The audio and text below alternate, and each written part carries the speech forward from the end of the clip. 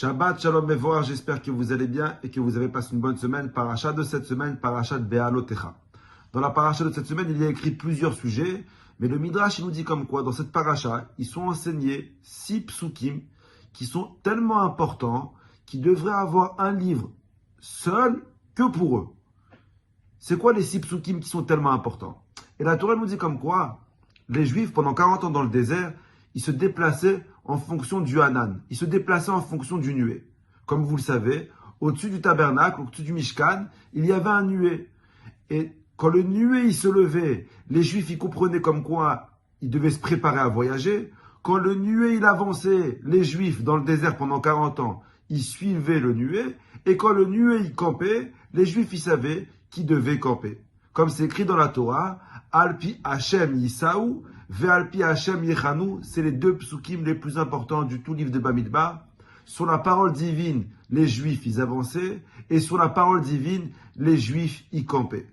Pendant 40 ans dans le désert, c'est Hashem qui décidait où les Juifs devaient voyager. Pendant 40 ans dans le désert, c'est Hashem qui décidait quand les Juifs devaient camper. Pendant 40 ans dans le désert, c'est Hashem qui décidait combien de temps les Juifs doivent voyager et combien de temps les Juifs doivent camper. La Torah nous dit comme quoi, il y avait des périodes en 40 ans où les Juifs voyageaient des mois entiers et ils campaient dans un endroit une seule nuit.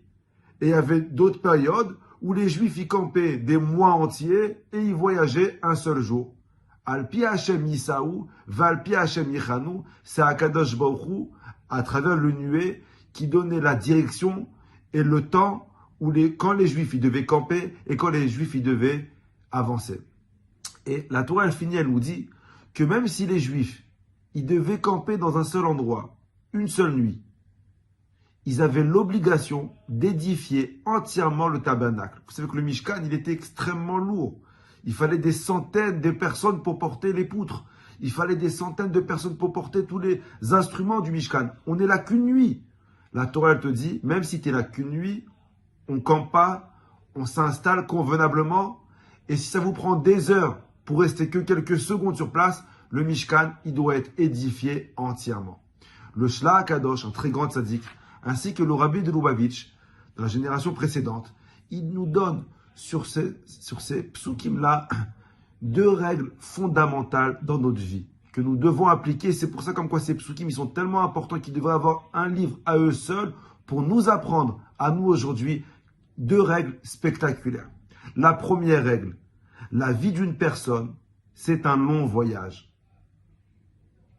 La vie d'une personne, c'est un voyage. Et c'est Hachem qui nous conduit à travers les parcours de notre vie.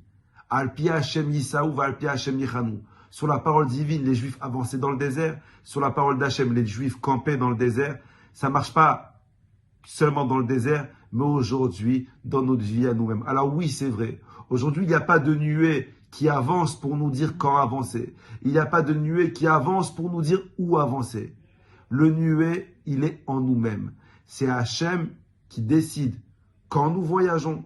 C'est Hachem qui décide combien de temps nous voyageons. Akadosh Baruch Hu, c'est lui qui nous conduit à travers les parcours de notre vie. Le Rabbi nous dit comme ça, que le parcours il soit géographique, que le parcours il soit émotionnel, que le parcours il soit mental ou spirituel, c'est Akadosh Baruch Hu qui nous dirige. C'est Hachem qui nous dirige à travers le voyage de notre vie. Et Akadosh Baruch Hu, c'est quand il est dans notre intérêt de bouger et quand il est dans notre intérêt de camper. Alors oui, il y a des périodes dans notre vie qu'on voudrait voyager. Mais Akadosh Baruch Hu, il pense que maintenant, il faut que tu campes. Oui, il y a des périodes dans notre vie où on voudrait camper, on voudrait se reposer. Mais Akadosh Baruch Hu dit, maintenant, il faut que tu avances. Alpi Hashem Yisaou, Valpi Hashem Yichanu, vous n'êtes pas seul. Rabotai, vous n'êtes pas seul dans votre vie. Bien sûr, comme quoi le mariage, c'est un voyage. Avoir des enfants, c'est un voyage. La parnassa, c'est un voyage. Mais le moment où tu réaliseras que celui qui te fait voyager, celui qui te dit quand tu dois voyager, quand tu dois camper, ça ne dépend pas de toi, ça dépend de lui, alors ton voyage, il est beaucoup plus facile. On appelle ça Nesiya Tova. C'est seulement à ce moment-là où tu vas profiter du voyage. Tu n'es pas le conducteur, tu n'es pas le pilote, tu es seulement le passager. Ça, c'est la première règle que nous apprenons dans l'histoire. C'est quoi la deuxième règle que nous apprenons? Le Rabbi dit que Même si les Juifs ils devaient camper dans un endroit qu'une seule nuit, ils devaient édifier entièrement le tabernacle. On a posé une question, mais s'il reste qu'une seule nuit, pourquoi édifier le tabernacle entièrement? On revoyage le lendemain matin. Et le Rav dit une très belle réponse. Le Rav dit que même lorsque dans notre vie, nous sommes dans une situation temporaire. Et je pense que nous sommes tous dans une situation temporaire. On ne sait pas où on doit habiter, on ne sait pas qu'est-ce qu'on doit faire, on ne sait pas où on doit voyager. Viens la Torah te dire, même si tu vis une période de ta vie, une situation temporaire, nous ne devons pas mettre pause à notre vie. Nous ne devons pas mettre en attente notre vie. Nous devons faire quelque chose, nous devons créer quelque chose.